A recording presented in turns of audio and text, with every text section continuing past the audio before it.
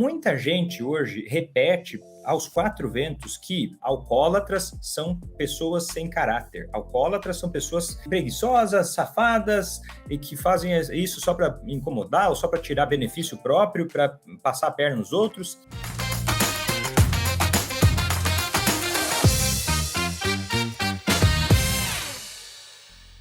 Algumas pessoas falam isso com tanta tranquilidade, às vezes até por várias razões. As pessoas aprenderam errado, né? Você talvez veja até alguns alcoolistas publicamente dizendo: não, mas os alcoólatras são egoístas, egocêntricos. Isso é uma compreensão muito leiga a respeito das coisas que envolvem o alcoolismo, dos comportamentos que o problema de alcoolismo gera. Esse tipo de compreensão, ela tem uma agressividade que geralmente quem propaga isso não percebe, mas ela está propagando ódio, discriminação, preconceito e uma distorção muito gigantesca a respeito dos comportamentos envolvidos no problema com álcool. Então, se alguém que você ama tem comportamentos, por exemplo, esconder o quanto bebeu, mentir em relação de uma forma ou de outra para obter álcool ou para se livrar de alguma consequência relacionada ao consumo de álcool, se essa pessoa não tem atendido aos seus papéis sociais, por exemplo, seu filho não está indo bem na escola, não está buscando trabalho, está indo mal na faculdade, esses prejuízos, muitas vezes, eles são relacionados à doença do alcoolismo,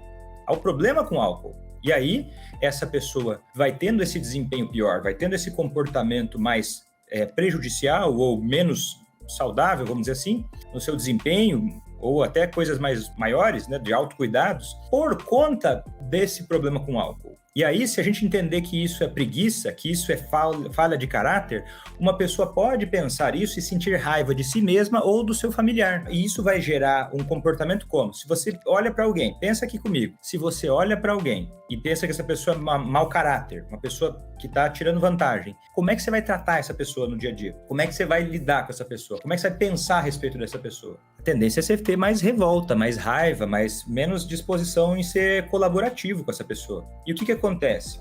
Ao longo da história do tratamento do alcoolismo, algumas pessoas, alguns grupos leigos, não ainda tomando conta da ciência, né, dos métodos científicos para avaliar uma condição, propagaram mentiras muito grandes a respeito do alcoolismo, porque lá no início, né, porque ao longo da história do jeito que a ciência, do jeito que os profissionais lidam com o alcoolismo, houveram muitas influências morais, houveram muitas fases de muito preconceito, tentando dizer que o alcoolismo não era doença, algumas vezes, outras vezes era.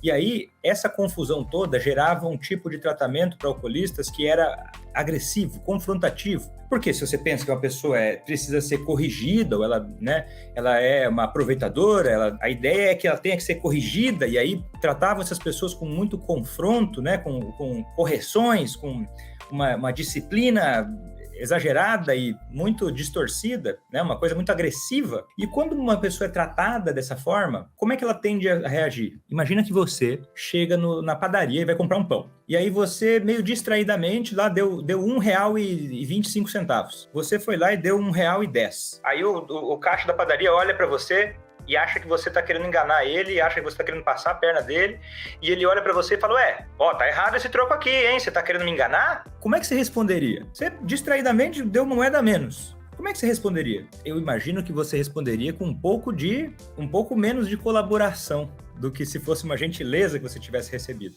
Você vai tender a ser mais fechado, você vai tender a ser mais defensivo. Então, o que acontece? As pessoas que pensam que alcoólatras são egoístas, são sem vergonha, são safados, as pessoas que pensam isso tratam alcoolistas de uma forma mais hostil. A resposta que elas recebem a isso, ela é uma defesa a essa atitude hostil. E as pessoas fazem isso sem perceber que estão sendo hostis. Estou tratando o outro porque tem uma mentalidade que a pessoa é uma safada, sem caráter, então eu trato ela com defesa, ela me trata com defesa também. E aí, quando a pessoa reage à minha hostilidade, eu vou lá e classifico ela como: viu? Olha como é que a pessoa é. Não dá pra falar nada pra ela que ela já responde dessa forma. Olha lá que sem vergonha. Olha lá que a pessoa não tem como falar. Não dá pra falar nada pra ele. Não dá pra falar nada pra ela. Viu? Eu tava certo. Mas essa é uma profecia autorrealizável. Se eu olho para a pessoa, eu olho para o alcoolista, né? Você olha para o alcoolista que você ama e pensa que essa pessoa, ela é uma mau caráter, sem vergonha, que não adianta falar nada para ela. Você vai tender a falar com ela baseado nesse pensamento e aí você vai tratar ela com hostilidade. Essa hostilidade vai trazer um comportamento de resistência, que você vai achar que, então é verdade, viu como eu tinha razão? Mas, na verdade, você vinha apertando botões errados o tempo todo sem perceber.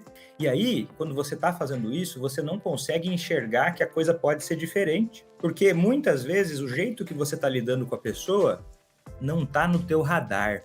Não tá claro para você. E quando a gente faz algo que não está claro para a gente não enxerga que aquilo pode ser um dos fatores que está levando a gente a ter aquele tipo de consequência. Eu vejo meu familiar, minha familiar bebendo demais, prejudicando a saúde, prejudicando a família, e ela parece que não se dá conta disso. Eu vou lá então dar um conselho. Vou chamar essa pessoa para conversar. Aí eu vou lá e começo a aconselhar ela. E essa pessoa diz para mim que não quer saber de conselhos, que da vida dela cuida ela, e você que para de incomodar, que você que não entende. E aí você vai e entende, puxa, viu, essa pessoa não aceita conselho nenhum. Quando, na verdade, aconselhar uma pessoa que tem um problema com álcool é uma atitude que precisa ser usada com muito cuidado, porque na maior parte das vezes ela gera maior resistência por conta do mecanismo pelo qual o álcool atua no cérebro, que não é na área racional. Então perceba, como um pequeno erro de compreensão pode levar a uma série de outros comportamentos que são menos do que ótimos, que vão gerar uma resposta no outro que é negativa, e isso vai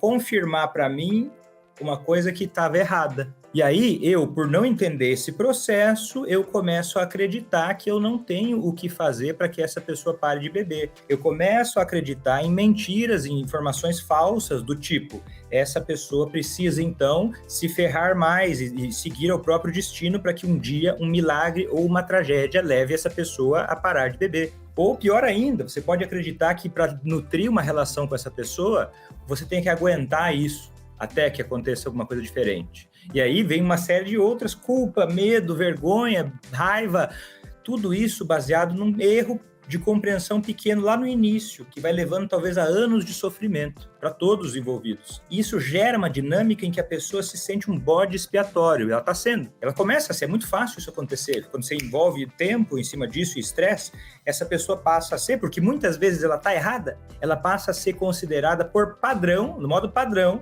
a errada. E aí ela começa a se identificar com esse papel de a pessoa errada. E aí, por se identificar com esse papel, ela tem menos impulso para mudar aquilo.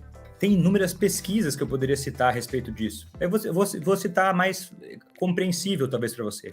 Uma pessoa que estudou muito e é uma grande referência na área de lidar com pessoas, é uma das grandes referências que a gente tem, você goste ou não disso, é o Dale Carnegie, que escreveu um livro muito best-seller até hoje, de como fazer amigos e influenciar pessoas. E nesse livro ele cita inúmeros exemplos de fatos históricos e situações de pessoas públicas e como elas lidavam melhor com as pessoas e o quanto isso trazia benefício para suas vidas. E um dos aprendizados dessa obra, que não é científica, mas ela é muito didática e ela traduz alguns conceitos científicos como esse, que é a ideia de dê a um cachorro um bom nome. Se você chama o seu filho de Denis o Pimentinha, lembra do desenho Denis, ou do filme lá, Denis o Pimentinha, aquele menino arteiro, a tendência é que o seu filho seja mais bagunceiro e mais arteiro. Quando você tem isso na sua cabeça, você classifica, porque existe um fenômeno interpessoal bastante evidenciado de que as pessoas têm uma tendência a se comportarem da forma com as quais elas são vistas. Aí fala, meu Deus, mas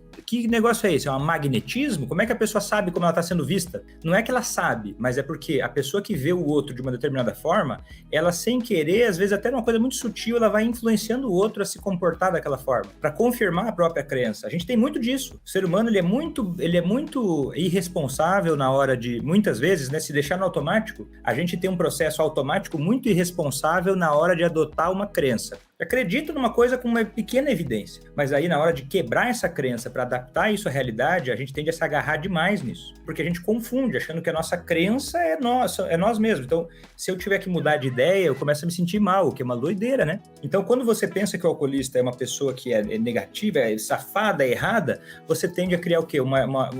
um comportamento de resistência. Por que as pessoas ainda repetem isso?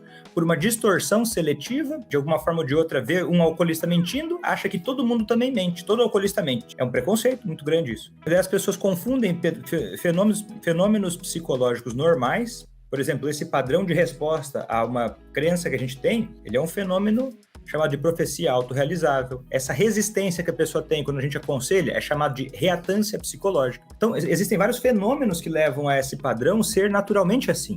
E quando a pessoa não conhece isso, ela tende a entender errado, confundir, achar que aquilo é outra coisa, porque eu não conheço, nunca me explicaram. Então, a profecia autorrealizável, a distorção seletiva, fenômenos normais que a pessoa não conhece, acha e julga como problema ser o outro, não percebe, um ponto cego. E o terceiro é a questão da profecia autorrealizável. Por isso que as pessoas repetem isso, porque elas não conseguem ter a dimensão completa da situação.